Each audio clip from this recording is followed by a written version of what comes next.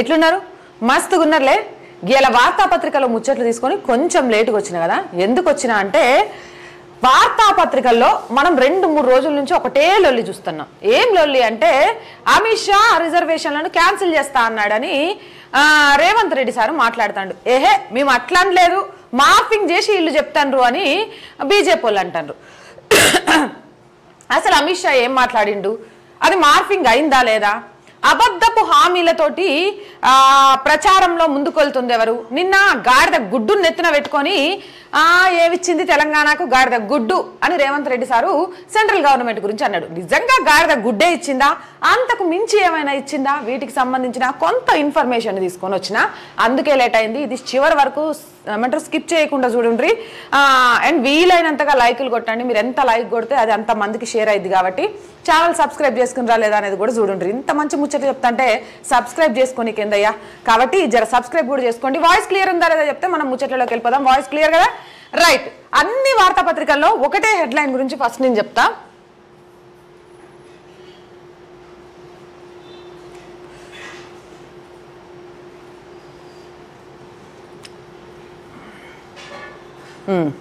Right, ఇక్కడ ఉంది.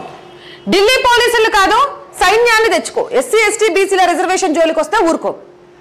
ఎన్నికల తర్వాత ఎన్డీఏలోకి బీఆర్ఎస్, అందులో భాగంగానే నామా కేంద్ర మంత్రి అవుతాడని కేసీఆర్ కామెంట్. గులాబీ పార్టీని ఇండియా కూటమిలో చేరనివ్వం. గుజరాత్ కి బంగారు గుడ్డు, తెలంగాణకు గాడిద గుడ్డు. సెమీఫైనల్లో కేసీఆర్ని ఓడించాం, ఫైనల్లో బీజేపీని ఓడిద్దాం. ఎస్సీ ఎస్టీ బీసీల రిజర్వేషన్కి వస్తే ఊరుకోం, గుర్తుపెట్టుకోండి. ఇక దీని గురించి వెలుగన్న కొంచెం ఎక్కువే రాస్తాడే. గుజరాత్ కి బంగారు గుడ్డు, మనకు గాడిద గుడ్డు. మోదీ 10 ఏళ్లలో తెలంగాణకి ఇచ్చింది ఏం లేదు, సీఎం రేవంత్. బీజేపీ మళ్లీ గెలిస్తే రిజర్వేషన్లు రద్దు, ఎస్సీ ఎస్టీ బీసీలపై సర్జికల్ స్ట్రైక్.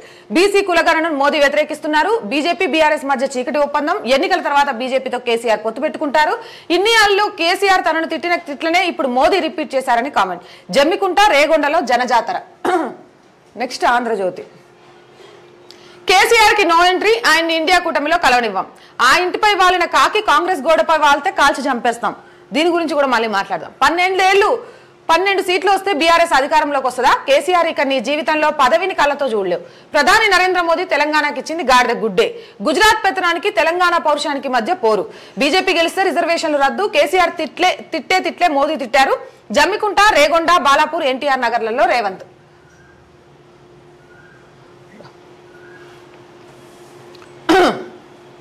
రాష్ట్రానికి ఏమిచ్చిండ్రు? కర్ణాటకకు చెంబు, ఏపీకి మట్టి నీళ్లు, తెలంగాణకు గాడిద గుడ్డు. బీజేపీ రాముడిని అవమానించింది.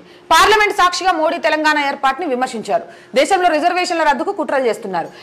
ఢిల్లీ సుల్తాన్ వచ్చినా భయపడ్ను. ఎన్నికల ప్రచారంలో సీఎం రేవంత్ విమర్శలు. కేసీఆర్ నయా గోబెల్స్ ప్రచారం చేస్తున్నానని ట్వీట్ చేసిన రేవంత్. అన్నా, అబద్ధం ఆడితే అతికినట్టుండాల. రిజర్వేషన్ల గురించి మీరు మాట్లాడిన మాటల వెనక రాహుల్ సన్నిహితుడితో ఏం కారణం ఉందనేది నేను స్పెషల్ వీడియో చేసి మీకు చూపిస్తా.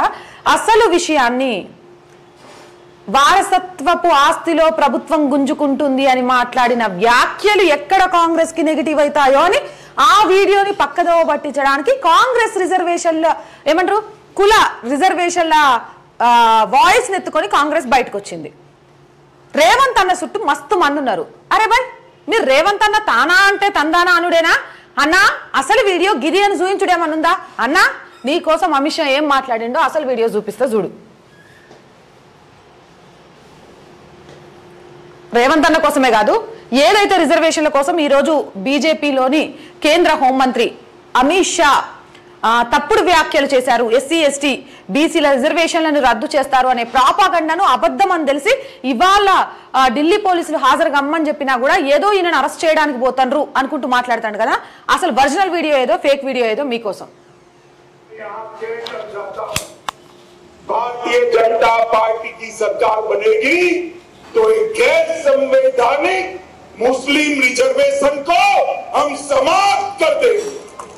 ये अधिकार तेलंगाना के एससी, एसटी और ओबीसी का है, वो अधिकार उनको मिलेगा और मुस्लिम रिजर्वेशन को हम समाप्त कर देंगे। రైట్, అర్థమైంది కదా.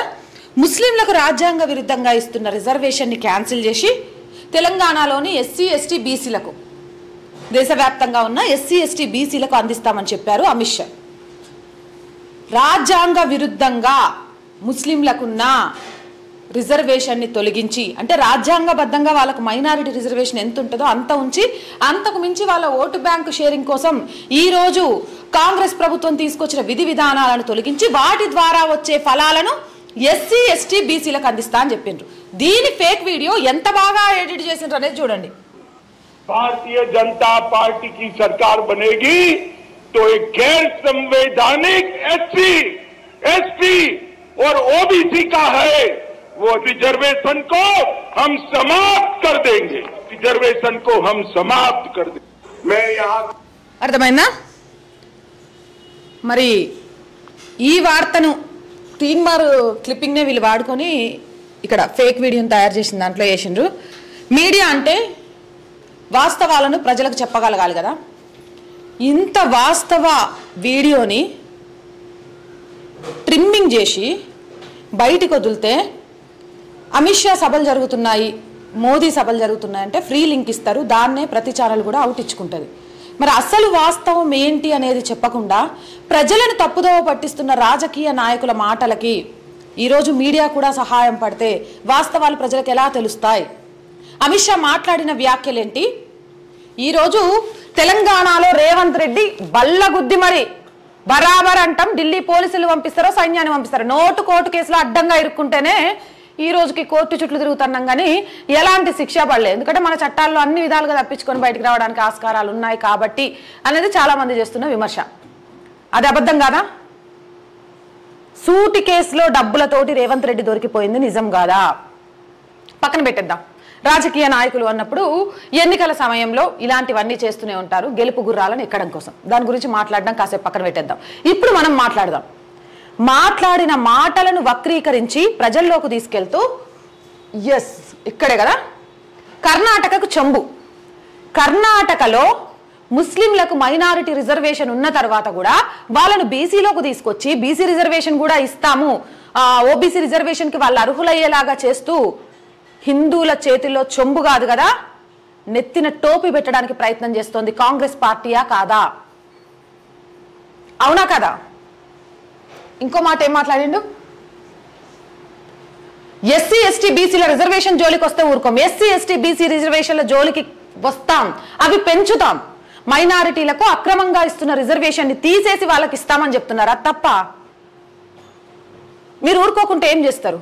తప్పుడు సంకేతాలను ప్రజల్లోకి గత ఎన్నికల సమయంలో కూడా బీఆర్ఎస్ ప్రభుత్వం మీద పూర్తి వ్యతిరేకతతో ఉన్న తెలంగాణ ప్రజలు బీఆర్ఎస్ బీజేపీ ఒక్కటే అనే ప్రాపగండాను ప్రజల్లోకి తీసుకెళ్లడంతో ఆ నెగిటివ్ ఓటు షేరింగ్ ఎట్టి వెళ్లాలో అర్థం కాక కాంగ్రెస్ అధికారంలోకి వచ్చిందే గానీ గ్రౌండ్ లెవెల్లో కాంగ్రెస్ కి నిజంగా అంత ఇష్టమో సానుభూతే లేదని చాలా మంది రాజకీయ విశ్లేషకులు చెప్పిన మాట. బీఆర్ఎస్ వ్యతిరేక ఓటును తమ వైపు తిప్పుకోవడంలో కాంగ్రెస్ సర్కారు సఫలమైందే కానీ తెలంగాణ ప్రజలను తమ వైపు తిప్పుకోవడంలో సక్సెస్ కాలేదు అని చెప్పారు. అది పక్కన పెట్టేద్దాం. ఈ రోజు మళ్ళీ గెలుపు గుర్రాల కోసం ఏమైనా చేస్తామా? 2024 ఎలక్షన్లలో గెలవడం కోసం, 2023 ఎలక్షన్స్ లో గెలవడం కోసం కేసీఆర్ ఫోన్ ట్యాపింగ్ చేయించిండు.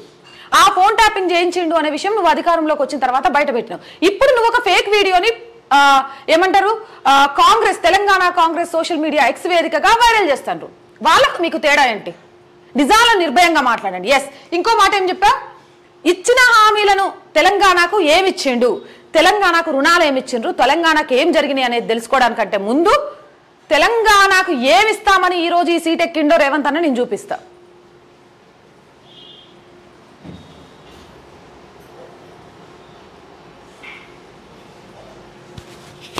కాంగ్రెస్ 6 హామీలు. మొదటి హామీ మహాలక్ష్మి, మహిళకు ప్రతి నెల 2500, 500 రూపాయలకే గ్యాస్ సిలిండర్, ఆర్టీసీ బస్సుల్లో ఉచిత ప్రయాణం. రైట్. ఫస్ట్ పథకం మహాలక్ష్మి పథకం. అధికారంలోకి వచ్చిన 100 రోజుల్లో 6 గ్యారంటీలను అమలు చేస్తామని చెప్పారు. 2500 ఈ వీడియో చూస్తున్న ఎంతమంది మహిళలకు పడింది?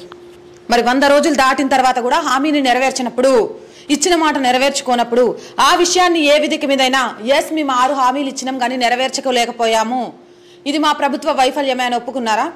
500 రూపాయలకు గ్యాస్ సిలిండర్ ఏ ప్రాతిపదికన ఇస్తా అన్నారు? మీరు అప్లై చేసుకోండి, ఇంటింటికి వచ్చి అధికారులు వెరిఫై చేస్తారు, దాన్ని బట్టి ఇస్తా అని చెప్పారు. కానీ ఈరోజు తెల్ల రేషన్ కార్డు ఉన్న వాళ్ళకే ఇచ్చారు. తెలంగాణ ఏర్పడిన 10 సంవత్సరాల్లో తెల్ల రేషన్ కార్డు ఒక్కరికంటే ఒక్కరికి కూడా రాలేదు. వచ్చిందా? రాలేదు. మరి ఏ ప్రాతిపదికన ఇచ్చారు? ఉచిత బస్సు ప్రయాణంని ఈరోజు మహిళలే చాలా మంది వ్యతిరేకిస్తున్నారు. ఆర్టీసీ అసలే అప్పులమయంలో తెలంగాణ రాష్ట్రం 4 లక్షల పైకోట్ల అప్పుల కుప్పగా మారినాక ఇంత ఉచితం ఇచ్చి ఏమి లాభం? ఎవరికి ఇవ్వాలో ఉచితం వాళ్ళకి ఇవ్వాలి, కానీ ఎందుకు అనవసరం అంటున్నారు. చేసిన ఒకే ఒక్క హామీ ఉచిత బస్సు పూర్తి స్థాయిలో, కానీ అది కూడా ఫెయిల్యూర్ హామీ అనేది ప్రజల అభిప్రాయం. మొదటి పథకం మహాలక్ష్మిలో విఫలం. రెండవ హామీ రైతు భరోసా. ప్రతి ఏటా 15,000 రైతులు, కౌలు రైతులకు 12,000 వ్యవసాయ కూలీలకు, వరి పంటకు 500. వచ్చిందన్నా? రైతు బంధు ఎంత పడింది? రైతు కూలీలకు డబ్బులు వచ్చాయా? అండ్ వచ్చేసి కౌలు రైతుకు పైసలు పడ్డాయా? 15,000 12,000 చొప్పున 500 రూపాయల బోనస్ ఇచ్చే ఈరోజు పంటను కొంటారా? మరి 100 రోజుల్లో రెండో హామీ ఏమైందో ఆలోచించండి. మూడవ హామీ గృహజ్యోతి. ప్రతి కుటుంబానికి 200 యూనిట్లు ఉచిత. మూడవ హామీ ప్రతి కుటుంబానికి 200 యూనిట్ల ఉచిత విద్యుత్. ప్రతి కుటుంబానికి 200 యూనిట్ల ఉచిత విద్యుత్ అందుతుందా? కాదు. ఇది ఢిల్లీలో ఉన్న స్కీమ్. ప్రతి కుటుంబానికి 200 యూనిట్ల ఉచిత కరెంట్ అనేది పెట్టి, ఒకవేళ మీ బిల్లు 300 వచ్చిందనుకోండి, 200 రూపాయలకు ఉచిత కరెంటు తీసేసి 100 రూపాయలకు మీకు బిల్లు పంపిస్తారు. అది 200 యూనిట్ల ఉచిత కరెంటు అనేది. కానీ ఈరోజు ప్రతి కుటుంబానికి 200 యూనిట్ల ఉచిత కరెంటు అందుతుందా? ఎంతమందికి అందుతోంది? హామీ పెట్టడంలోనే మెలికబెట్టి అబద్ధాలతో మూడో హామీ వైఫల్యం. నాలుగవ హామీ ఇందిరమ్మ ఇండ్లు. ఇల్లు లేని వారికి ఇంటి స్థలం మరియు 5 లక్షలు. ఉద్యమకారులకు 250 చదరపు గజాల 250 చదరపు గజాల ఇంటి స్థలం ఎంతమందికి ఇచ్చిండ్రు 100 రోజుల్లో? 100 రోజుల్లో ఎంతమందికి 5 లక్షలు ఇచ్చిండ్రు? ఎంతమందికి ఇందిరమ్మ స్థలాలు ఇచ్చిండ్రు? ఎంతమందికి 250 చదరపు గజాల స్థలాలు ఇచ్చిండ్రు? ఇది పక్కన పెట్టేస్తే ఈరోజు రుణమాఫీ చేయడానికి హైకోర్టులో మొన్ననే క్లియర్ అయ్యి వచ్చిన 850 ఎకరాల భూమి మీద వీళ్ళ కన్నుబడ్డది. ఆగస్టు 15 లోపు అమలు చేయకుంటే హరీష్ రావు లేకపోతే కేటీఆర్ అటు బండి సంజయ్ పెద్ద ఎత్తున రాజీనామా చేయమంటారు. అది నెరవేర్చాలంటే ఏం చేయాలి? దానికోసం 850 ఎకరాలలో కొంత భూమిని అమ్మండి, అమ్మకానికి పెట్టిండ్రు. మన భూమి అమ్మి రైతులకు ఇచ్చేది. ఒక రైతు 5 లక్షల అప్పు ఉంది అంటే 2 ఎకరాల పొలం ఉన్న ఆత్మహత్య చేసుకుంటాడు, కానీ ఆ భూమిని అమ్మడు. ఎందుకో తెలుసా? భూమి అంటే మనిషికి ధైర్యం. రేపటి మన తరాలకు మనం అందించే వారసత్వ సంపద అని ఫీల్ అవుతారు. అలాంటి వారసత్వ సంపదను వచ్చి 4 నెలలు కాలేదు ఉచితాలనే హామీలతోటి ఈ ప్రభుత్వం మనుగడ, ఈ ప్రభుత్వం అధికారంలోకి రావడానికి ఇచ్చిన హామీల కోసం తెలంగాణలోని భూమిని అడ్డదిడ్డంగా అమ్మేస్తాము, అదే పెద్ద అభివృద్ధి మేము సాధించింది అంటే ప్రజలు ఎలా విస్మరిస్తారు? నెక్స్ట్ 5వ హామీ యువ వికాసం. విద్యార్థులకు 5 లక్షల విద్యా భరోసా కార్డు. ప్రతి మండలంలో తెలంగాణ ఇంటర్నేషనల్ స్కూల్స్. 6వ వచ్చిందా? తెలంగాణలో ప్రతి జిల్లాలో ఇంటర్నేషనల్ స్కూల్ పక్కన పెట్టేద్దాం. తెలంగాణ ఏర్పడిన 3 నెలల్లో కనీసం విద్యాశాఖ మంత్రిని పెట్టగలిగారా? ఎందుకు పెట్టలేదు? విద్యాశాఖ మంత్రిని కూడా పెట్టలేకపోయిన వీళ్ళు 5 లక్షల విద్యార్థులకు ఇంటర్నేషనల్ స్కూల్స్ తీసుకొస్తామని మాటలు. ఇక 6వ హామీ చేయూత. 4,000 నెలవారీ పింఛను. 10 లక్షల రాజీవ్ ఆరోగ్యశ్రీ. రైట్. 6వ హామీ ఏంటి? 4 లక్షలు 10 లక్షల ఆరోగ్యశ్రీ. రేవంత్ సార్ 10 లక్షల ఆరోగ్యశ్రీ తర్వాత ఇద్దు కానీ ప్రైవేటు హాస్పిటల్కు ఆరోగ్యశ్రీ బకాయిల్ని క్లియర్ చేసినవా లేదా? పెన్షన్ తీసుకుంటున్న వాళ్ళందరూ చెప్పాలి, మీకు 4,000గా పెన్షన్ పెరిగి 1వ తారీఖు పడుతుందా? 6 హామీలు కూడా అబద్ధపు హామీలు. ఈరోజు ఏ వేదిక సాక్షిగానైనా సరే కాంగ్రెస్ నాయకులకు మాట్లాడే ధైర్యం ఉందా? ఎందుకు వీటి గురించి మాట్లాడాల్సి వస్తుంది అంటే వాస్తవాలను మార్ఫింగ్ చేస్తున్నారు, ప్రజలను ప్రలోభాలకు గురి చేస్తున్నారు, ఉచితాల మత్తులో ఊగిస్తున్నారు, ప్రజాస్వామ్యాన్ని భ్రష్టు పట్టించేస్తున్నారు. ప్రజల చేత, ప్రజల కొరకు, ప్రజల వద్దకు వెళ్ళే ప్రజాస్వామ్యాన్ని ఉచితాల చేత ఆశలు చూపిస్తూ అబద్ధాలను ప్రచారం చేస్తూ అందలమెక్కి కూర్చుంటున్నారు. ఈ వాస్తవాలను ప్రజలు గ్రహించాల్సిన అవసరం ఉంది కాబట్టే నీ ఇన్ఫర్మేషన్ మొత్తం గ్యాదర్ చేసుకొని వచ్చా. ఇప్పుడు చెప్పు రేవంత్ అన్న, ఏమో చెప్పినావు. దీనికి ముందు ఇంకొన్ని నేను చూపించాల్సినవి ఉన్నాయి, అవి కూడా చూపిస్తా. కానీ ఫస్ట్ నువ్వేం చెప్పినావు అటు వెళ్ళొద్దాం. రిజర్వేషన్లతో పాటు గుజరాత్కు బంగారు గుడ్డు, తెలంగాణకు గాడిద గుడ్డు. మరి తెలంగాణకు ఇచ్చిన హామీల విషయంలో గాడిద గుడ్డు కాకపోతే కాంగ్రెస్ గవర్నమెంట్ ఏం చేసింది? 100 రోజుల్లో ఎలా అమలు చేయగలుగుతామని చెప్పాం. ధైర్యం ఉంటే సవాల్. రుణమాఫీ కోసం తెలంగాణలో ఇంచు భూమి కూడా అమ్మకుండా చేయగలుగుతారా? మరి తెలంగాణ వారసత్వంగా వస్తున్న భూమి తెలంగాణ ప్రజల హక్కు. మా హక్కులు, మా భూమిని మాకమ్మియడం నీ గొప్పతనం, నీ పార్టీ గొప్పతనం ఏంది? ఇంకొకటి ఈయన మాట్లాడిన దాంట్లో ఏంటి, గుజరాత్కి బంగారు గుడ్డు, తెలంగాణకు గాడిద గుడ్డు. బాగానే మోసిండు గాడిద గుడ్డుని. ఏమిచ్చింది అనేది నేను చూపిస్తా.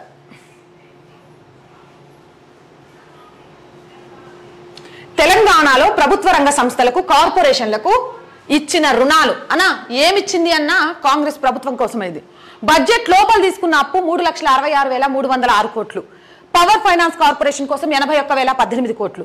రూరల్ ఎలక్ట్రిఫికేషన్ కార్పొరేషన్ లిమిటెడ్ ఇచ్చిన రుణాలు 89,865 రూపాయలు. నేషనల్ కోఆపరేటివ్ డెవలప్మెంట్ కార్పొరేషన్ నిధులు 23,948 కోట్ల రూపాయలు. బ్యాంకుల నుంచి తెలంగాణ ప్రభుత్వ రంగ సంస్థలకు, కార్పొరేషన్లకు ఇస్తున్న రుణాలు 1,30,945 రూపాయలు. హుడాక్ నుంచి తీసుకున్న రుణాలు 18,364 రూపాయలు. నాబార్డ్ రుణాలు 37,187 రూపాయలు. 50 సంవత్సరాల వడ్డీ రహిత రుణాలు 2,359 రూపాయలు. రిజర్వ్ బ్యాంక్ ఆఫ్ ఇండియా నుంచి తెలంగాణ రాష్ట్రానికి వచ్చిన వెస్ట్ అండ్ మీన్స్ అడ్వాన్సెస్ 2,30,922 రూపాయలు. అంటే దరిదాపు 10 లక్షల కోట్ల వరకు తెలంగాణకు ఈ 10 సంవత్సరాల్లో కేంద్ర ప్రభుత్వం అప్పిచ్చింది. హైదరాబాద్ ఒక్క నగర డెవలప్మెంట్ కోసమే కేంద్ర ప్రభుత్వం ఏమిచ్చిందో చెప్తా. రీజనల్ రింగ్ రోడ్ కోసం 26,000 కోట్ల రూపాయలు. ఉప్పల్ ఎలివేటెడ్ క్యారిడార్ కోసం 627 రూపాయలు. అంబర్పేట ఫ్లైఓవర్ కోసం 266 రూపాయలు. ఆరంగర్ శంషాబాద్ 6 వరుస రహదారుల కోసం 283 కోట్ల రూపాయలు. సికింద్రాబాద్ రైల్వే స్టేషన్ ఆధునీకరణ కోసం 719 కోట్ల రూపాయలు. చెర్లపల్లి రైల్వే స్టేషన్ కొత్త టెర్మినల్ కోసం 221 కోట్ల రూపాయలు. హైదరాబాద్ రైల్వే స్టేషన్ అభివృద్ధి కోసం 336 కోట్ల రూపాయలు. కాచిగూడ రైల్వే స్టేషన్ అభివృద్ధి కోసం 422 కోట్ల రూపాయలు. Indian railway institute of finance management కోసం 100 కోట్ల రూపాయలు. రైల్వే మ్యూజియం కోసం 40 కోట్ల రూపాయలు. ఎంఎంటీఎస్ ఫేజ్ 1 కోసం, ఫేజ్ 2 కోసం 553 కోట్ల రూపాయలు. ఎంఎంటీఎస్ ఫేజ్ 2 యాదాద్రి వరకు విస్తరణకు 2023-24 వరకు కేటాయింపులు 600 కోట్ల రూపాయలు. హైదరాబాద్ కు మెట్రోకు వయబిలిటీ గ్యాప్ ఫండింగ్ కోసం 1,198 కోట్ల విడుదల. దానికోసం 1,458 రూపాయలు. ఈఎస్సిఐ మెడికల్ కళాశాల ఆసుపత్రి నిర్మాణం సనత్ నగర్ కోసం 1,438 రూపాయలు. అదే ఈఎస్ఐ గురించి సూపర్ స్పెషాలిటీ ఆసుపత్రి నిర్మాణం కోసం 663 రూపాయలు. ఎయిమ్స్ బీబీ నగర్ కోసం 1,366 రూపాయలు. National animal resource facility for biomedical research centre కోసం 346 రూపాయలు. National institute of pharmaceutical education and research కోసం 302 రూపాయలు. National centre for disease control కోసం 30 రూపాయలు. సిఎస్ఐఆర్ ఐఐసిటి హైదరాబాద్ నుంచి పెట్రోకెమికల్స్ విభాగంలో సెంటర్ ఆఫ్ ఎక్సలెన్స్ కేంద్రం ఏర్పాటు చేయడానికి 10 కోట్ల రూపాయలు. ఐఐటి హైదరాబాద్ కి 2014-15 నుంచి 2023-24 వరకు 2,048 కోట్ల రూపాయలు. ఇది ఓన్లీ ఒక హైదరాబాద్ కి మాత్రమే కేంద్ర ప్రభుత్వం చేసింది. ఇక ఇది కాక ఆల్రెడీ బండి సంజయ్ అన్న 28,000 కోట్లకు పైగా కరీంనగర్ కోసం తీసుకొచ్చారని, ఇలా ప్రతి దగ్గర కూడా కేంద్ర ప్రభుత్వం డెవలప్మెంట్ కోసం ఇచ్చిన నిధులున్నాయి. వాటిని కూడా కాసేపు పక్కన పెట్టేద్దాం. ఈ రోజు అన్న ప్రధానిగా భారత్ ఉంటే పక్కన పెట్టండి, రైతుని నెత్తిన పెట్టుకోకున్నా పర్లేదు. రైతు దగ్గర నుంచి ధాన్యం కొనడంలో రాష్ట్ర ప్రభుత్వాలు మధ్యవర్తిత్వం మాత్రమే వహిస్తున్నాయి, కానీ కేంద్రమే కొంటుంది. దాన్ని పక్కన పెట్టేద్దాం. 5 కిలోల బియ్యాన్ని ఈ రోజుకు ఇంకా 5 సంవత్సరాల వరకు కూడా నిరుపేదలకు అందిస్తామని మాత్రమే చెప్పిందే తప్ప ముస్లింకి అందిస్తాం, ముస్లింకి అందివ్వం, హిందువుకు అందిస్తాం, ఎస్సీకి అందివ్వం, ఎస్టీకి అందిస్తామని కులాల మతాల వారిగా విభజించలేదు. నిజంగా కూడా సెక్యులరిజం అంటే అది. కరోనా తర్వాత అల్లకల్లోలంగా రాష్ట్రంలోని పేద ప్రజల పరిస్థితులు మారిన నేపథ్యంలో కుటుంబంలోని ప్రతి ఒక్కరికి ఎంతమంది ఉంటే అంతమంది, హిందువుల కుటుంబంలో 4 ఉండనివ్వండి, ముస్లింల కుటుంబంలో 6 ఉండనివ్వండి, క్రిస్టియన్స్ కుటుంబంలో 5 ఉండనివ్వండి, ఎంతమంది ఉన్నా పర్లేదు, వాళ్ళు దారిద్ర్య రేఖకు దిగువన ఉండి నిజంగా కూడా ప్రభుత్వ ఫలాలు అవసరమైతే 5 కిలోల బియ్యం అందిస్తామని చెప్పి అందిస్తోంది. ఇది తెలంగాణలోని ప్రజలను ఏమంటారు పక్కకు పెట్టేసి గుజరాత్ ప్రజలకే ఇస్తోందా? ఆయుష్మాన్ భారత్ ఆరోగ్యశ్రీ పని చెయ్యని వేళలో కూడా ఆయుష్మాన్ భారత్ పనిచేస్తోంది. దేశంలో ఉన్న పౌరులందరికీ ఒకే రకమైన ఉచిత వైద్యం 5 లక్షల వరకు అందించాలి అనే ఆలోచనతోటి దేశంలోని ప్రజలందరికీ ఆయుష్మాన్ భారత్ తీసుకొచ్చింది. ఈ రోజు గ్రామీణ ప్రాంతాలలో ఒకప్పుడు బాత్రూమ్కి వెళ్ళాలంటే ఎవరో ఒకరు నీచంగా మాట్లాడారు, చెంబులు పట్టుకొని పోయే సంస్కృతి అన్న దగ్గర నుంచి వాష్రూమ్స్ కట్టించింది ఎవరు? ఈరోజు శ్మశాన వాటికలను కట్టించింది ఎవరు? రైతు వేదికలకు ఫండ్స్ రిలీజ్ చేసింది ఎవరు? రోడ్ల కోసం, గ్రామీణాలలో రోడ్లు, వీధి దీపాల కోసం ఫండ్స్ రిలీజ్ చేసింది ఎవరు? ఇదంతా కూడా కాదు. రైతు వేదికలు, డబుల్ బెడ్రూమ్ ఇళ్లలో కేంద్రం వాటా ఎంత? కరోనా సమయంలో అష్ట కష్టాల్లో ఉంటే రాష్ట్రాలను అప్పులిచ్చి ఆదుకోవడమే కాదు, కరోనా టీకాలను దేశంలో ఉన్న ప్రతి పౌరుడికి ఇచ్చిందే తప్ప ఈయన భారతీయ జనతా పార్టీ కార్యకర్త, లేకపోతే ఈయన కాంగ్రెస్ కార్యకర్త ఇవ్వకూడదు, ఈయన ముస్లిం సమాజంలో పుట్టినోడు ఇవ్వకూడదు, ఈమె హిందూ సమాజంలో పుట్టిన ఆమె ఇవ్వాలి అని ఆపేసిందా? కానీ నేను బరాబర్ చెప్తా, తెలంగాణలో పథకాలు అమలవ్వాలంటే అధికార పార్టీలో ఉన్న నాయకుల దగ్గర చెంచాలు అయి ఉండాలి, ఆ చెంచాల కుటుంబాలకే అందాలి. గతంలో చూసినాం, దళిత బంధు నుంచి మొదలేస్తే తెలంగాణలో అమలైన అనేక పథకాలు ఏం జరిగాయో అని. అలాంటి వివక్ష కేంద్ర ప్రభుత్వం చూపించిందా? ఎందుకు ఈరోజు ఈ వీడియోని ఇంత క్లియర్గా చెప్పాల్సిన అవసరం వస్తుందంటే ప్రజలు వాస్తవాలు తెలుసుకోవాలి.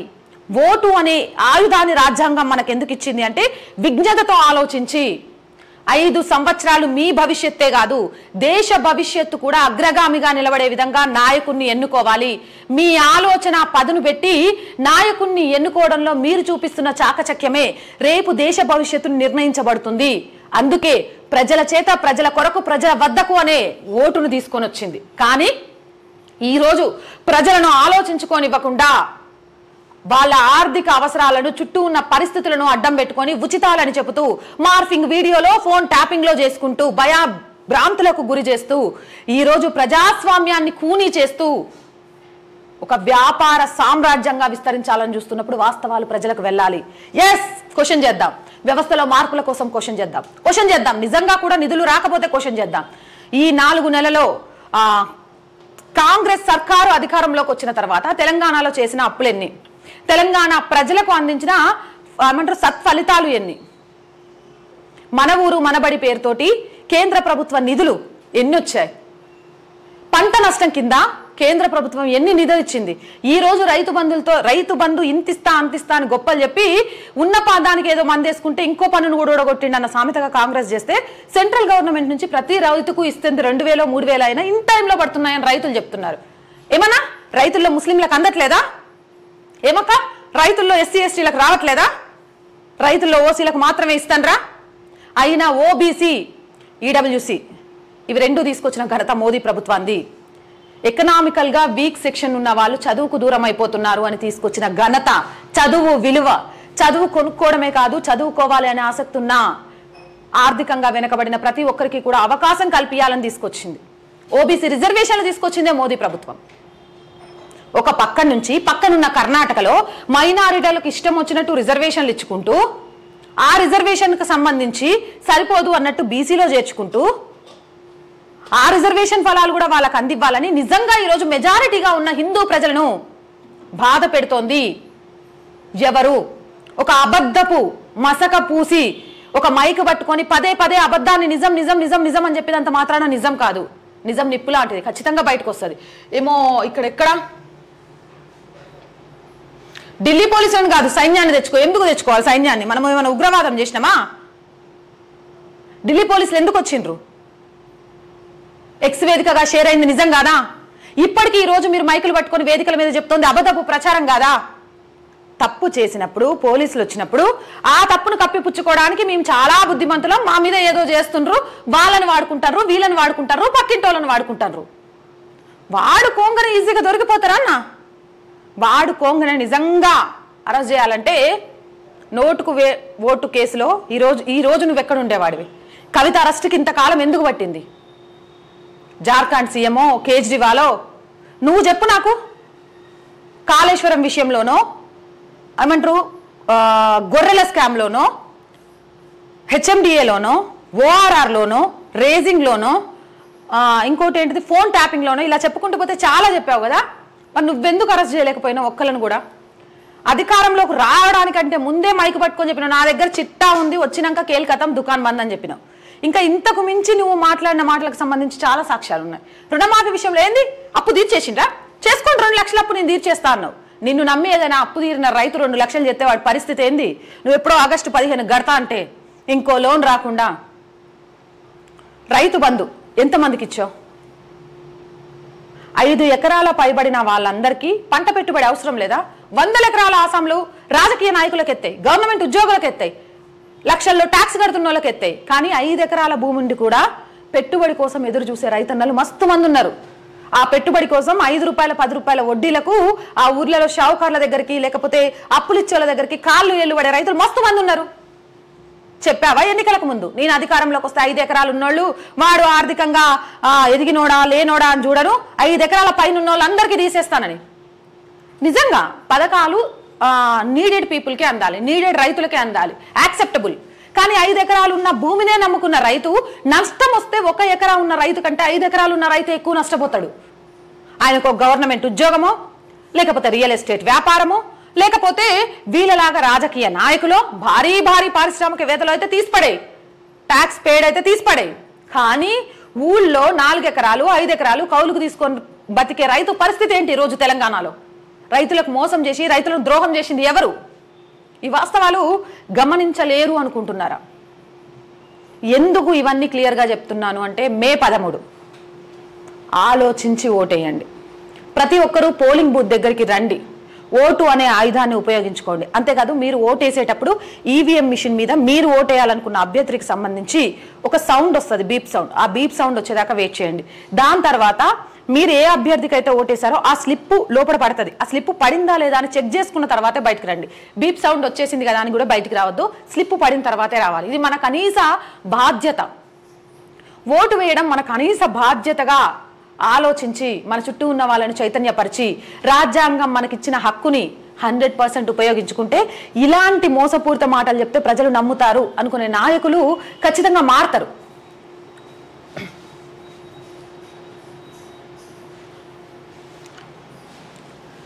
ఆర్ఆర్ ట్యాక్స్ పారిశ్రామిక వ్యాపారవేత్తల నుంచి వసూలు చేస్తున్న కాంగ్రెస్ ఆ సొమ్ముతో బ్లాక్ మనీ రూపంలో ఢిల్లీకి తరలింపు, అడ్డుకోకపోతే సర్వనాశనమే. నేను బతికున్నంత వరకు రాజ్యాంగాన్ని కదిలించే వ్యక్తి శక్తి ఉండదు. ఓడిపోతామనే భయంతోనే ఫేక్ వీడియో, దాని వెనుక RRR వ్యక్తులు. ఇన్హెరిటెన్స్ ట్యాక్స్ తీసుకొచ్చేందుకు కాంగ్రెస్ కుట్ర. ఈ ఇన్హెరిటెన్స్ ట్యాక్స్ అంటే ఏంటి? అసలు ఇది పెద్ద దుమారం లేపే అంశం. షాంపే ట్రూడో అని రాహుల్ గాంధీకి అతి సన్నిహితుడు. రిజర్వేషన్ ఏమంటారు, ఉచితాల వల్ల ఏం చేయబోతున్నాడు, ప్రజల ఆస్తిని లాక్కోవడానికి కాంగ్రెస్ ఏం చేస్తుంది అనేది మాటలు మాట్లాడాడు. దానికి సంబంధించి నేను ఒక స్పెషల్ వీడియో చేస్తున్నా. ఆ స్పెషల్ వీడియోను కూడా మన ఛానల్లో సాయంత్రం 5 గంటలకు లైవ్లో మీకు పెడతాము. ఖచ్చితంగా మిస్ అవ్వకుండా చూడండి. అది ప్రజల్లోకి వెళితే ఖచ్చితంగా కాంగ్రెస్ భూస్థాపితం అయిపోతుంది. ఎవరు? మా అమ్మ మా అయ్య తిండి తినకుండా నిద్రపోకుండా నా బిడ్డకు ఒక 10 లక్షలు 20 లక్షలు సంపాదించి ఆస్తి ఇవ్వాలి అని చెప్పి కష్టపడితే మా అయ్య చచ్చిపోయినాక అందులో నుంచి 55% గవర్నమెంట్ గుంజుకొని 45% నాకు ఇస్తుందట. మా అయ్య గవర్నమెంట్కి ఇవ్వడం కోసం కష్టపడ్డాడు. వక్ఫ్ బోర్డు రూపంలో ఇది నాది అని చెప్తే ప్లేస్ ఇస్తున్నారే, నా అయ్య కష్టపడ్డ సొమ్ము ఎవరికో ఎందుకు ఇస్తాం? ఇలాంటి రూల్ తీసుకురావడానికి ప్రయత్నం చేసింది ఎవరు? ఇక్కడ ఇంకొకటి ట్విస్ట్ ఉంది. ఆ తర్వాత 45% మా అయ్య నుంచి మా అమ్మకు ఆస్తి సంక్రమిస్తే మళ్ళీ మా అమ్మ చచ్చిపోతే ఈ 45% ఆస్తిలో మళ్ళీ 55% గవర్నమెంట్ తీసుకొని మిగిలిన సొమ్మును మనకి ఇస్తుందట. అంటే మనం మళ్ళీ చచ్చిపోతే మన పిల్లలకు మన దగ్గర ఉన్న దాంట్లో నుంచి 55% తీసుకొని 45% ఇస్తుందట. పని చెయ్యం, కూర్చుంటామిగా. అందరికి ఇంటింటికి తలుపు కొట్టిస్తామని చెప్పారు చూడు, అట్లా అందరికి ఇవ్వండి. ఇది గనక ప్రజల్లోకి వెళితే అసలు వాస్తవం తెలుస్తుంది. ఇదే గనక ఉచితాల పేరు చేస్తున్నాం కాబట్టి ట్యాక్సులు పెంచక తప్పదు అని ఆయన మాట్లాడిన మాటలు బయటకు వస్తే ప్రజల్లో ఏమంటారు వ్యతిరేకత ఒక రేంజ్లో వచ్చి అది కాంగ్రెస్ ఉనికికే ప్రమాదంగా మారుతుంది. అది జరిగినాక 2 రోజులకే అమిత్ షా మీటింగ్ లో ముస్లిం రిజర్వేషన్ గురించి మాట్లాడిండు. వెంటనే దాన్ని మార్పింగ్ చేసిండ్రు, దీన్ని పక్కదో పట్టించిండ్రు. అలవాటైపోయిన పని కదా సార్. ఉచితాల అమలు కాలేదు ఏంటంటే మేడిగడ్డ మీద ప్రయోగం చేస్తున్నామంటారు. మేడిగడ్డది ఏమైంది సార్? ఎప్పుడు అరెస్ట్ చేస్తారు అంటే HMDA తీసుకొచ్చింది. HMDAది ఏమైంది సార్ అంటే ORRది తీసుకొచ్చింది. ORRది ఏమైంది సార్ అంటే ఏమంటారు అదేదో కార్ రేస్ది పట్టుకొచ్చింది. కార్ రేస్ది ఏమైంది సార్ అని అంటే కవితను ఎందుకు అరెస్ట్ చేయలేదన్నారు. సార్ కవిత కూడా అరెస్ట్ అయింది. నెక్స్ట్ ఏంటి సార్ అంటే ఫోన్ ట్యాపింగ్ అన్నారు. ఫోన్ ట్యాపింగ్ ఏమైంది సార్ అంటే హరే కొంచెం టైం పడుతుంది, దీనికి సంబంధించినోడు పరాయి దేశంలో ఉన్నాడు అని పిలిపిస్తున్నాం, సంయమనం పాటించండి అంటారు. ఎంత కాలం?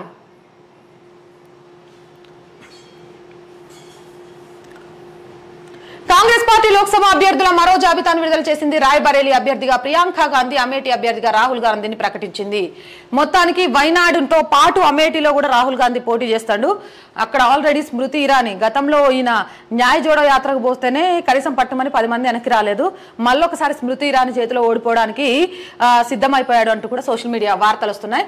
రాయ్బరేలీ మనందరికీ తెలుసు కదా, సోనియా గాంధీ పోటీ చేస్తూ వస్తున్న నియోజకవర్గం. ఆమె ప్రత్యక్ష రాజకీయాల నుంచి తప్పుకొని పరోక్ష రాజకీయాల్లోకి రాజ్యసభ సభ్యురాలుగా వెళ్ళిపోయింది. అక్కడ నుంచి ప్రియాంక గాంధీ పోటీ చేస్తుంది. చూడాలి ఏమవుతుంది అనేది. మహిళలపై లైంగిక వేధింపు ఆరోపణలు ఎదుర్కొంటున్న కర్ణాటక ఎంపీ మాజీ ప్రధాని దేవగౌడ మనవడు ప్రజ్వల్ రేవణ్ పై జేడీఎస్ చర్యలు తీసుకుంది. ఆయన్ని పార్టీ నుంచి సస్పెండ్ చేసింది. ఇలా ఆరోపణలు రాగానే ముందైతే పార్టీ నుంచి సస్పెండ్ చేసిందట. మనం ఆరోపణలు చేసి గంజాయి మొక్కలన్నోళ్ళను మనం మన పార్టీలోకి తీసుకుంటున్నాం. గుజరాత్లోని సూరత్, మధ్యప్రదేశ్లోని ఇండోర్ లోక్సభ నియోజకవర్గాల్లో కాంగ్రెస్ అభ్యర్థులు నామినేషన్లు ఉపసంహరించుకోవడంపై కాంగ్రెస్ స్పందించింది. తమ అభ్యర్థులను బీజేపీ భయభ్రాంతులకు గురి చేసిందని ఆరోపించింది. తమ కంచుకోటల్లోనూ ఎన్నికలను ఎదుర్కొనేందుకు ఓడి భయపడుతున్నారని, అందుకే ఇలాంటి దుశ్చర్యలకు పాల్పడుతున్నారని ఆగ్రహం వ్యక్తం చేసింది. కరెక్టే కానీ కాంగ్రెస్ అభ్యర్థులు బయటకు వచ్చి ఆ మాట చెప్పిందా? కాంగ్రెస్ అధిష్టానం చెప్తుందా? అభ్యర్థులు చెప్తే వాస్తవాలు బయటకు వస్తాయి, అధిష్టానం చెప్తే బురద జల్లే ప్రయత్నం చేసిందంటారు. బీజేపీ మరోసారి అధికారంలోకి వస్తే రాజ్యాంగాన్ని చింపి అవతల పారేస్తారని కాంగ్రెస్ అగ్రనేత రాహుల్ గాంధీ ఆరోపించారు. రాహుల్ గాంధీ సారు నోరే ఆయనకు చేటు. రాజ్యాంగాన్ని చింపి అవతల పడేసే హక్కు భారతదేశంలోనే కాదు, ఏ దేశంలో ఎవరికి లేదు. రాజ్యాంగంలో సవరణలే చేయొచ్చు. తెలవకపోతే ఇగో మోదీ సభల్ని అప్పుడప్పుడు రాహుల్ గాంధీ సార్కు చూపించండి. నేను బతికున్నంత వరకు రాజ్యాంగాన్ని కదిలించే వ్యక్తి శక్తి ఉండదు. రాజ్యాంగాన్ని ముట్టుకోము. రాజ్యాంగంలో ఏమైనా చేయాల్సి వస్తే కొన్ని మార్పులు చేస్తాము. అడ్డగోలుగా ఎమర్జెన్సీ టైంలో ఇరికిచ్చి ప్రజల నెత్తిన రుద్ది ప్రజలతో ఆడుకుంటున్న విధి విధానాలను తీసేసి నిజమైన ఫలాలు అందాల్సిన వాళ్ళకి సపోర్ట్ చేస్తాము అని చెప్పిరే కానీ రాజ్యాంగాన్ని చించేస్తాం, బంగాళాఖాతంలో పడేస్తాం. మనం అసలు రాజ్యాంగాన్ని చించాలి అనే ఆలోచన మీ నోటి నుంచి ఎలా వస్తోంది? అసలు మన అనక ముందే దాన్ని పదే చెప్తుందంటే రాజ్యాంగం మీద మీకు ఉన్న గౌరవం ఏంది అనేది అర్థం కావట్లేదు. మధ్యప్రదేశ్ ఎన్నికల ప్రచారంలో మాట్లాడిన ఆయన ఇవి మామూలు ఎన్నికలు కావని, రాజ్యాంగ రక్షకులకు విధ్వంసకారులకు మధ్య జరుగుతున్న పోరని చెప్పారు. ఢిల్లీ పోలీసులు కాదు సైన్యాన్ని తెచ్చుకో, ఎస్సీ ఎస్టీ బీసీల రిజర్వేషన్ జోలికి వస్తే ఊరుకోం. ఇప్పుడు మీకు క్లియర్గా అర్థమైంది కదా. ఇక అర్థమైన తర్వాత రాహుల్ గాంధీ రేవంత్ రెడ్డి సార్ గురించి ఏమనుకుంటారో కామెంట్ సెక్షన్లో పెట్టండి. రేవంత్ అన్న ఏమన్నా కానీ ఉడుకు రక్తం మంచి లీడర్ అవుతావు అనుకున్నాం కానీ మరి కాంగ్రెస్ నీరా లేకపోతే కాంగ్రెస్లోకి వచ్చినాక నీకు చుట్టూ ఉన్న ప్రెజర్ తెలియదు కానీ నువ్వు మాట్లాడే బూతులు కానీ నువ్వు మాట్లాడే అబద్ధపు ప్రచారాలు కానీ ప్రజలకు నిన్ను దూరం చేస్తున్నాయి. తస్మత్ జాగ్రత్త. సైబర్ దాడుల్లో భారత్ థర్డ్ ప్లేస్. 2023లో 7.9 కోట్ల దాడులు. మొదటి 2 స్థానాల్లో యుఎస్, యూకే. టెక్ రంగంపైనే సైబర్ నేరగాళ్ల ఫోకస్. సెక్యూరిటీ సంస్థ జీ స్కేలర్ నివేదిక. ఓయూ హాస్టల్స్ తెరిచే ఉంటాయి. వర్సిటీ రిజిస్ట్రార్ డాక్టర్ లక్ష్మీనారాయణ వెల్లడి. మూసివేయాలన్న నిర్ణయం ఉపసంహరణ. ఫేక్ సర్క్యులర్ ని ప్రచారం చేశారంటూ చీఫ్ వార్డెన్ ఫిర్యాదు. బీఆర్ఎస్ లీడర్ క్రిషాంక్ పై ఎఫ్ఐఆర్ నమోదు. పార్టీల మధ్య చిచ్చు రేపిన లెటర్. విద్యార్థి సంఘాల మధ్య తలెత్తిన వివాదం.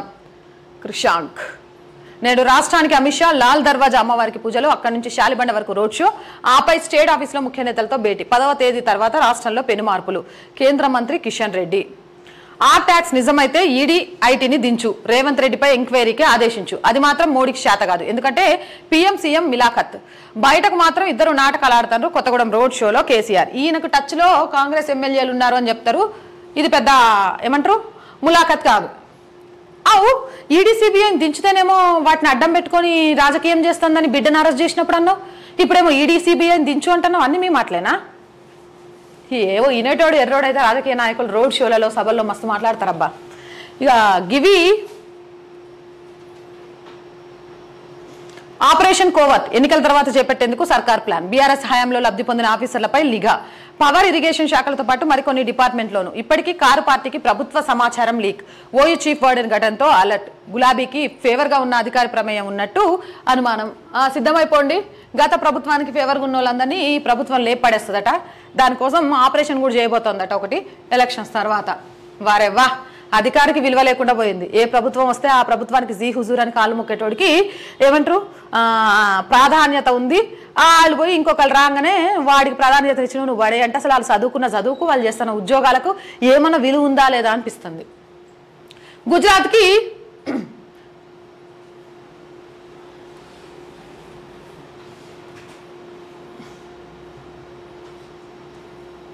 కాళేశ్వరంపై కాంగ్రెస్ ఎందుకు చర్యలు తీసుకుంటలేదు? మనం అడిగిన మనకు ఇంకోటి చెప్తుంది. చేస్తారు వాళ్ళకు లేట్ అయినా పర్లేదు మోదీ సార్, టైం పడుతుంది, మంచిగా ఎంక్వైరీ చేసి వివరాలు సేకరించాలి. నేను బతుకున్నంత వరకు రాజ్యాంగం మారదు, ఎట్టి పరిస్థితుల్లోనూ రిజర్వేషన్లు రద్దు చేయం. మొదటి నుంచి రాజ్యాంగాన్ని కాంగ్రెస్ అవమానపరుస్తుంది, రిజర్వేషన్లపై ఉద్దేశపూర్వకంగానే దుష్ప్రచారం చేస్తుంది, కావాలనే ఫేక్ వీడియో. ఇది ఒక సీఎం చేయాల్సిన పని కాదు. కాళేశ్వరంపై కాంగ్రెస్ ఎందుకు చర్యలు తీసుకోవడం లేదు? తెలంగాణలో ఆర్ఆర్ ట్యాక్స్ వసూలు చేసి ఢిల్లీకి కప్పం కడుతున్నారన్న ప్రధాని కామెంట్.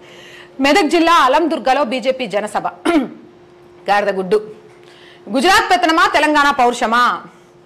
గుజరాత్ లాంటి మోడల్ మేము కూడా తయారు చేస్తామని మోదీ పక్కన కూసుకొని రేవంత్ రెడ్డి సార్ మాట్లాడిండు. ఇప్పుడు గుజరాత్ పెత్తనమా తెలంగాణ పౌరుషమా అంటాడు.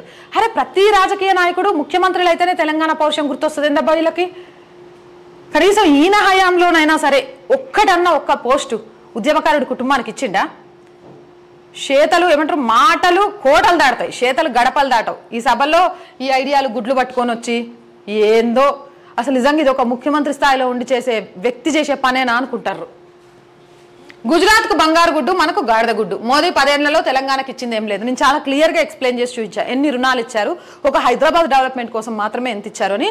వీలుంటే ఎలక్షన్ లోపు ప్రతి లోక్సభ సెగ్మెంట్లలో కూడా కేంద్ర ప్రభుత్వం ఎన్నెన్ని నిధులు ఇచ్చింది అనేది కూడా వీడియో చేసి చూపిస్తా.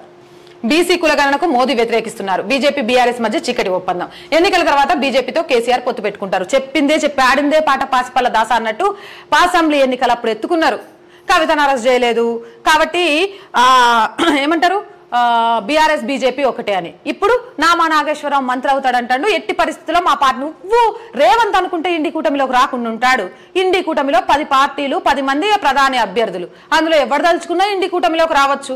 ఈయన కాకి కనబడుతున్నట్ట కాల్చి పడేస్తారట, ఎమ్మడి తీసుకెళ్లి బొక్కలో వేసేస్తారు. పక్షుల్ని చంపడం నేరం. ఏ పక్షి ఏం తప్పు చేసింది ఆ ఇంటి మీద వాళ్ళు ఈ ఇంటి మీద వాలకూడదట. మరి గంత భద్ర శత్రుత్వం ఏందన్న నాకు తెలియక అడుగుతా. వ్యవస్థలో ప్రక్షాళన కోసం కోపం ఉండాలి, వ్యవస్థలో ఆయన చేసిన దాని మీద కోపం ఉండాలి, కానీ మరీ వ్యక్తిగతంగా ఆ ఇంటి మీద వాలిన కాకి ఈ ఇంటి మీద వాలితే కాల్చి పడేస్తానంత కోపం ఏంది? అది విడ్డూరంగా అనిపిస్తలే. అలాంటి మాటలు అసలు జనాలు హర్షిస్తారా? నువ్వు గ్యారంటీ ఇవ్వగలుగుతావా ఇండి కూటమిలో రేవంత్ రెడ్డి అనుకున్న పార్టీలే ఉంటాయి, మిగిలిన పార్టీలు ఉండవు అని? ఆయన సంకీర్ణ ప్రభుత్వంలో చేరబోతున్నా అని చెప్పిర్రు. అదే అక్కడ బజ్జీలు తినుకుంటూ మోదీని మస్తు తిట్టిండు. మరి మోదీని తిట్టుకుంటూ బజ్జీలు తినుకుంటూ సంకీర్ణ ప్రభుత్వంలోకి వెళ్తా నామా నాగేశ్వరరావు మంత్రి అవుతాడు అంటే ఎవరికి సపోర్ట్గా మాట్లాడుతున్నట్టు? ఇక ఈయన రఘువీరారెడ్డి ఖమ్మం నుంచి పోటీ చేస్తున్న పొంగులేటి వియంకుడు, ఆయన గతంలో ఓడిపోయిన అభ్యర్థి. అలాంటి ఆయన తీసుకొచ్చి ఖమ్మంలో ఎందుకు పెట్టిండ్రు? ఏం జరుగుతోంది ఖమ్మం రాజకీయాల్లో ప్రజలకు తెలియదా? దాని గురించి కూడా ఖమ్మం రాజకీయాల మీద కూడా నేను స్పెషల్ వీడియో చేస్తా. ఖచ్చితంగా ఎన్నికల లోపు ప్రతి సెగ్మెంట్కి సంబంధించి మీకు అందించే ప్రయత్నం చేస్తా ఖచ్చితంగా. ఇప్పుడు చెప్పు, ఎన్నికల తర్వాత ఇండి కూటమిలోకి ఎట్టి పరిస్థితిలో కూడా కేసీఆర్ని రానివ్వం అని సంతకం పెట్టగలుగుతావా? కేజ్రీవాల్ తమ్ముడు, కేజ్రీవాల్ అన్న అని కేజ్రీవాల్ కూతురుతో లిక్కర్ స్కామ్లో జతగట్టి దోస్తానా కట్టిన కవిత విషయంలో ఇక్కడ ఇంతెత్తున అరుస్తేనే నువ్వు ఢిల్లీకి పోయేసరికి గదే కేజ్రీవాల్కి సపోర్ట్ చేసిండ్రు కాంగ్రెస్ పార్టీ వాళ్ళు, మీ పార్టీ వాళ్ళు. గాడ కేజ్రీవాల్కి మద్దతు చేస్తారట, అదే లిక్కర్ స్కామ్లో ఉన్న కవితను అరెస్ట్ చేయమని ఇక్కడ లొల్లి పెడతారట. మీలో మీకే సఖ్యత లేదు. ఇక ఇండి కూటమి గురించి ఇంకో ముచ్చట చెప్పుకుందాం. కమ్యూనిస్టు పార్టీతో పొత్తు అంటారట. తెలంగాణలో కమ్యూనిస్టుల సహాయ సహకారం కావాలంటేట గిదే రేవంత్ రెడ్డి కేరళ పోయి వయనాడులో కమ్యూనిస్టు పార్టీలను పొట్టును తిట్టొస్తాడట. ఇక ఇప్పుడు ఆలోచించి చెప్పాలా? వీళ్ళంతా మాట మీదే ఉంటాడు. రేపు కేసీఆర్కి 1, 2 సీట్లు వస్తే కుదరదు అని ఇండి కూటమి చెప్పగలుగుద్దని ఎవరైనా గుండెల మీద చేసుకొని చెప్తారా? అలాగ 1 సీటు 2 సీట్లు అయినా సరే కనీసం మినిమం ఇన్ని సీట్లు ఉన్నాయి మా కూటమిలో చూపించుకోవడానికైనా జాయిన్ చేసుకుంటారు. 10th లో 91%. అందరికీ కూడా కంగ్రాచ్యులేషన్స్ 10th పిల్లలందరికీ కూడా. నెక్స్ట్ వచ్చేసి తెలంగాణలో ఆర్ఆర్ ట్యాక్స్ వ్యాపారులు పారిశ్రామికవేత్తలు రహస్యంగా చెల్లించుకుంటున్నారు. ప్రతిపక్షాల ప్రేమ దుకాణంలో నకిలీ వీడియోల అమ్మకం. ఆ దుకాణాన్ని ఇక మూసివేయాల్సిందే. ఈ ఎన్నికలు దేశ గౌరవానికి సంబంధించినవి. ఎప్పుడంటే అప్పుడు కూలిపోయే ప్రభుత్వంతో ఉపయోగం లేదు. కూటమొస్తే ప్రధాని పీఠంపై ఏడాదికి ఒకరు. సమస్యలు కాంగ్రెస్ కవల పిల్లలు. మహారాష్ట్ర ప్రజల్లో ప్రధాని నరేంద్ర మోదీ. కాకపోతే నరేంద్ర మోదీ విషయంలో నాకు బాగా నచ్చిన విషయం ఏంటి అనంటే Ayushman Bharat, free ration, PM Kisan Yojana, PM Aarogyasri, అట్లా జాతిని ఉద్దేశించి వ్యవస్థను ఉద్దేశించి పథకాల పేర్లు ఉంటాయి. కానీ కాంగ్రెస్ బీఆర్ఎస్ విషయానికి వచ్చేసరికి కేసీఆర్ కిట్టు, ఇందిరమ్మ ఇల్లు, రాజీవ్ గృహకల్ప, వ్యక్తిని ఆరాధించే పథకాలు ఉంటాయి, వ్యవస్థను కాదు. ఇక్కడ అంటే మిగిలిన పార్టీలలో వ్యక్తులకు విలువ ఉంటే బీజేపీ పార్టీలో మాత్రం వ్యవస్థకు విలువ ఉంటుంది. అది మాత్రం మంచిగా అనిపిస్తుంది. ఉన్నది కాబట్టి చెప్పిన అంతే. ఇక ఇది మాట్లాడుకోవాలి. ఇక్కడెక్కడో మన అన్న మాట్లాడింది వస్తుంది. ఈటీఐడిని దించండి, ఆర్ఆర్ ట్యాక్స్ నిజమైతే రేవంత్ రెడ్డిపై దర్యాప్తు చేయండి, కంపల్సరీ జరుగుతాయి. కాంగ్రెస్ ఫేక్ ప్రచారం, బీజేపీ వస్తే రిజర్వేషన్లు తీసేస్తానంటూ తప్పుడు విమర్శలు, మత ప్రాతిపదికన ఇచ్చే రిజర్వేషన్లకే మేం వ్యతిరేకం, రాజ్యాంగాన్ని మారుస్తాం అనేది కూడా తప్పుడు ప్రచారమే. తాను మాట్లాడిన అసలు వీడియో ఫేక్ వీడియో ప్రదర్శన, ఫేక్ ప్రచారంలో బీజేపీ దిట్ట, ఖర్గే ఎదురుదాడి. ఇక ఖర్గే సార్ మాట్లాడే మాటలు అయితే చాలా ఇడ్డూరంగా ఉంటాయి, మాట్లాడుకుందాం. కానీ ఇక్కడ మత ప్రాతిపదికన ఇచ్చే రిజర్వేషన్లు కూడా అంటే రాజ్యాంగ ప్రకారం నిజంగా మైనారిటీలకు ఎంత రిజర్వేషన్ ఇవ్వాలో అంత రిజర్వేషన్ ఉంటుంది. కానీ అంతకు మించిస్తున్నారు చూసిండ్రా, ఆ రిజర్వేషన్ ని మాత్రమే తీసేస్తారు. ఇక మైనారిటీ రిజర్వేషన్ ని తీసేస్తా అన్నారని మైనారిటీలంతా పెద్ద గగ్గోలు పెట్టాల్సిన అవసరం లేదు. ఎందుకు అనంటే రాజ్యాంగం ప్రతి ఒక్కరికి ఇంత రిజర్వేషన్ ఉండాలి అనే విషయాన్ని చెప్పింది. రాజ్యాంగానికి లోబడే దేశంలో అన్ని జరగాలి కాబట్టి ఆ లోబడి మైనారిటీలకు ఎంతైతే రిజర్వేషన్ ఉందో అంతే ఫలాలు ఇస్తాం, అంతకు మించి ఇయ్యమని చెప్పారు. కాబట్టి మీ ఫలాలు ఎక్కడికి పోవు. అండ్ ఉమ్మడి పౌరసత్వ బిల్లు ద్వారా పరాయి దేశాల నుంచి వచ్చిన వాళ్ళని ఎలాగో ఎల్లగొట్టేస్తారు కాబట్టి ఇక్కడ ఉన్న మైనారిటీలందరికీ కూడా ప్రతిఫలాలు అందుతాయి.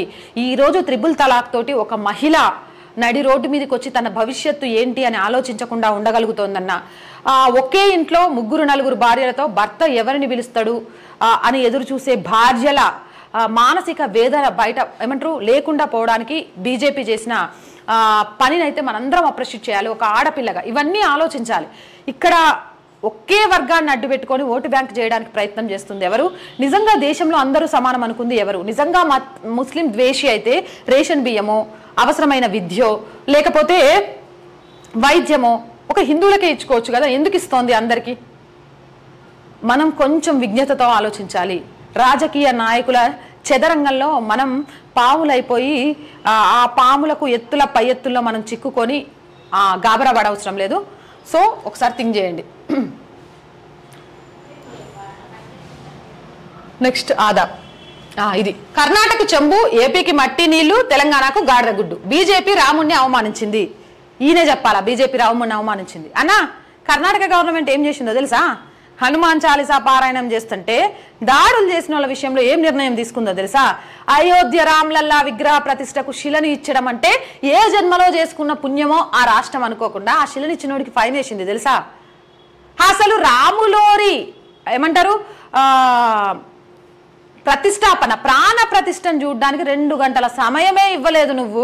నువ్వు రాముడు అంటే బీజేపీకి ద్వేషం అని చెప్తున్నావు. ఇదైతే అసలు నమ్ముతారు అనుకున్నావా అన్న? అబద్ధం చెప్తే అతికినట్టు ఉండాలని ఒక సామెత ఉంటుంది. ఎవరైనా సరే బీజేపీ రాముణ్ణి అవమానించింది అంటే నమ్ముతారా? విడ్డూరంగా అనిపిస్తలే? హరే మరి గింత టంగ్ స్లిప్ అయ్యే అబద్ధాలు జనాలు పట్టుకుంటే ఒక ముఖ్యమంత్రిగా ఉన్న నా ఇమేజ్ పోతుంది అనే విషయం కూడా అర్థం కాలే. అక్కడ అంగరంగ వైభవంగా రామ్లల్లా విగ్రహ ప్రతిష్ట చిన్న బాలుడి రూపంలో 2 కళ్ళు సరిపోవట్లేదు చూడ్డానికి అనే విధంగా పిల్లల దగ్గర నుంచి పెద్దల వరకు టీవీల ముందు కూర్చొని, కొంతమంది అయితే పాపం అక్కడికి వెళ్ళలేక టీవీలకే పసుపు కుంకుమ పెట్టి రాముల వారిని ఊహించుకొని పూజలు చేస్తుంటే రాహుల్ గాంధీతో సహా కాంగ్రెస్ పార్టీ నాయకులు ఏం చేసిండ్రు? నడి రోడ్డు మీద కూర్చున్నారు. కొన్ని రాష్ట్రాల్లో అయితే దాని టెలికాస్ట్నే ఆపాలని చూసిండ్రు, రాములవారి ఉత్సవాలను జరగకుండా చూసిండ్రు. మర్చిపోయినరా అన్న? ఏమో గురిగింజ దాని కింద నలుపు చూసుకోకుండా ఎరుపు చూసుకొని మురిసిపోద్దట. పార్లమెంట్ సాక్షిగా మోడీ తెలంగాణ ఏర్పాటుని విమర్శించాడు. ఆ రోజు సుష్మా స్వరాజ్ అమ్మ ఏర్పాటుకి సహకరించిందా లేదా అని క్వశ్చన్ చేసుకోవాలి. మీరు మస్తు సహకరించిండ్రు కదన్నా. తెలంగాణ పౌరుషం 1400 మంది చచ్చిపోయేదాకా ఎందుకు చూసిండ్రు? అప్పుడు జరిగింది ఏందో తెలియదా? 1400 మంది చనిపోయినాక పక్కన పెడితే కేసీఆర్ అక్కడికి వెళ్ళి తెలంగాణ ఇచ్చేస్తే మేము మొత్తం మీతో కలుస్తాం, కాంగ్రెస్ ఏకదేటిగా ఏలొచ్చు అని చెప్తే ఆ ఉద్దేశంతోనే కదా అప్పుడు తెలంగాణ ఇచ్చిండ్రు అని సోషల్ మీడియాలో మస్తు ముచ్చట్లు వచ్చినాయి. తర్వాత అది బెడిసి కొట్టింది అనుకో వేరే విషయం. ఆ పేరుతో మా కేసీఆర్ కాక చాలా పార్టీలను మింగేసిండు, చాలా మంది ఉద్యమకారులు మింగేసిండు, గది వేరే విషయం. ఇక మా హరీష్ ఏమంటారు అన్న పెట్రోల్ చూపించి ఎంతో మంది ఆత్మ బలిదానాలకు కారణమైండు. ఇట్లాంటి మస్తున్నాయి. సోనియమ్మ ఇస్తేనో కేసీఆర్ తెస్తేనో తెలంగాణ రాలేదు. తొలి మలి దశ ఉద్యమంలో ప్రాణాలను పణంగా పెట్టి మేము చనిపోయినా పర్వాలేదు, ఆశయాలు నెరవేర్చడం కోసం తెలంగాణను రప్పించాలి అని చనిపోయిన తొలి దశ ఉద్యమంలో నాకు ఎంతమంది అనేది అంకె గుర్తులేదు, వాళ్ళందరూ పేరుడా మలిదశ ఉద్యమంలో 1400 మంది ఆత్మ బలిదానాలకు ప్రతిరూపం ఈ తెలంగాణ. కానీ వాళ్ళ ఆత్మలు ఈ రోజుకి కూడా ఘోషిస్తూ ఉంటాయి. ఎందుకు అనంటే తెలంగాణలోని ప్రజలని ఓటు బ్యాంకుగా వాడుకుంటున్నారే తప్ప అసలు తెలంగాణ ఉద్యమ లక్ష్యాన్ని గుర్తుపెట్టుకుని అడుగులు ముందుకేస్తున్న నాయకులు పార్టీలు కనిపించట్లేదు అని. 1400 మందిలో ఈ రోజు వరకు 10 సంవత్సరాల కాలం గడిచిపోయినా కూడా ఒక్కరంటే ఒక్కరు రాజకీయ నేపథ్యాన్నో ఉన్నత పదవుల్లో ఏమంటారు పొందలేకపోయారు అని. ఒక విద్యార్థి నేను చనిపోయినా పర్వాలేదు ఇంకొంతమంది విద్యార్థులకు ఉద్యోగం వస్తుందనే వాళ్ళ ఆశగానే మిగిలిపోయింది తప్ప వాళ్ళ కొడుకుల్ని వాళ్ళ భర్తల్ని వాళ్ళ కుటుంబంలో వ్యక్తుల్ని పోగొట్టుకొని వాళ్ళు అనాథలుగా మారారే తప్ప ఆ ఫలాలు అందలేదు. ఈ రోజు తెలంగాణ ఎవరికైనా సరే తెలంగాణ ప్రజలో తెలంగాణ గడ్డో రుణపడి ఉంది అంటే ఆత్మ బలిదానాలు చేసుకున్న వాళ్ళకు మాత్రమే, కేసీఆర్కో సూర్యమ్మకో కాదు. ఎన్నికల ప్రచారంలో సీఎం రేవంత్ విమర్శలు. కేసీఆర్ నయా గోబెల్స్ ప్రచారం చేస్తున్నారని ట్వీట్ చేసిన రేవంత్. టీఎస్ఐఐసి నిబంధనలకు తిలోదకాలు, ఏళ్లుగా నకిలీ డాక్టర్ల లీలలు, కారు గుర్తుకే ఓటేద్దాం, జ్ఞానేశ్వర్ని గెలిపిద్దాం. తాండూరులో ఊపందుకున్న బీఆర్ఎస్ ప్రచారం. కాంగ్రెస్ నాయకులకు రుణమాఫీపై రైతులు నిలదీయాలి, మోసం చేసిన కార్యకర్తకు కర్రు కాల్చి వాద పెట్టాలి. బీజేపీకి ఓటు వేస్తే ఎలాంటి ప్రయోజనం ఉండదు, ఎన్నికలు అయిపోగానే ఇద్దరు నేతలు 5 ఏళ్లు కనిపించారు. బీఆర్ఎస్ మీకు అండగా ఉంటుంది, మీతో కలిసి నడుస్తుంది. మాజీ ఎమ్మెల్యే పైలట్ రోహిత్ రెడ్డి, యువ నాయకుడు కాసాని వీరేష్. పైలట్ రోహిత్ రెడ్డి కాంగ్రెస్, బీఆర్ఎస్ మళ్ళా బ్యాక్ టు కాంగ్రెస్. జంపు జలాని నోటుకు ఓటు కేసు తర్వాత ఎంక్వైరీకి పిలిచిన ప్రగతి భవన్లో ఎస్ఆర్ అని హాజరేయించుకొని వెళ్ళే వ్యక్తి. తాండూరులో డెవలప్మెంట్ ఏం చేసిండు అనేది ముందు ఈయన మాట్లాడాల.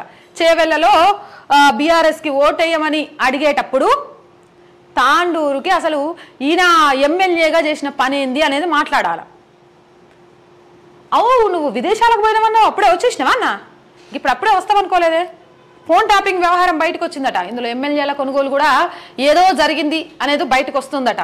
జర భద్రం, ఎన్నికల తర్వాత ఏమైద్దో, లేకపోతే ఈలోపే నువ్వు కూడా కాంగ్రెస్ గుడికి చేరిపోతావా బ్యాక్ టు అంటూ. అసలు ఆశ్చర్యంగా ఉంటుంది ఇలా చూస్తుంటే. కాంగ్రెస్ నాయకులు రుణమాఫీపై నిలదీయాలట. నిలదీయాల్సి వస్తే ఫస్ట్ వీళ్ళనే నిలదీయాలి. ఏడు చేసిండ్రు రుణమాఫీ అని, మీ వల్లే రైతులు ఇండ్లకు తాళాలు పడ్డాయని, మీ వల్లే రైతులు ఆత్మహత్యలు చేసుకున్నారని. దొంగ దొంగ దొంగ అని అరవడం ఎక్కడైనా చూస్తారా? రాజకీయ నాయకుల్లో మాత్రం మస్తు చూడొచ్చది. ఫైనల్గా ఆజ్కి బాత్. ఓట్ల కోసం మీ దగ్గరకు వస్తున్న నాయకులతో జర జాగ్రత్త. అడిగారు కదా, ఇస్తున్నారు కదా అని తీసుకొని ఓటేస్తే మీ జీవితంతో పాటు మీ పిల్లల బంగారు జీవితాలు బుగ్గిపాలవుతాయి. మీ దగ్గరికి వస్తున్న నాయకుడి గుణగణాలు పసిగట్టండి, తెలియకపోతే తెలుసుకోండి. ఈ మహానుభావుడు సమాజానికో తన చుట్టూ ఉన్న వాళ్ళకో ఏదైనా వెలగబెట్టాడో లేడో అని తెలుసుకోండి. ఎందుకంటే తన చుట్టూ ఉన్న వాళ్లకు సమాజానికి ఏమి చేయని డమ్మీ నాయకుడు మీకేమైనా చేస్తాడనుకోవడం మీ మూర్ఖత్వమే అవుతుంది. ఇది కుమ్మరి రాజన్న చెప్పిన మాట. అందుకని నిజంగా ఎంత ఇస్తున్నారు అని చూసి ఓటేసే బదులు రేపు నా పిల్లల భవిష్యత్తుకు ఎంతవరకు ఉపయోగపడతాడు అని ఆలోచించి ఓటేస్తే బంగారు భవిష్యత్తు ఉంటుంది, అంధకారంలోకి వెళ్ళే ఛాన్స్ ఉండదు అనేది కుమ్మరి రాజన్న చెప్పాలనుకుంది. రైట్, గివి వాళ్ళ వార్తాపత్రికల్లో ముచ్చట్లు, సోషల్ మీడియాలో వైరల్ అవుతున్న వార్తలు, వాస్తవాలు, ఫేకులు, మేలు చేస్తున్నామనే ముసుగులో రాజకీయ నాయకులు పలుకుతున్న బీరాలు. అర్థమైంది అనుకుంటా. రేపు కూడా మస్తు ముచ్చట్లను పట్టుకొని వస్తా. గేయాల్టీకి అయితే వెళ్ళొస్తా. శనార్థి.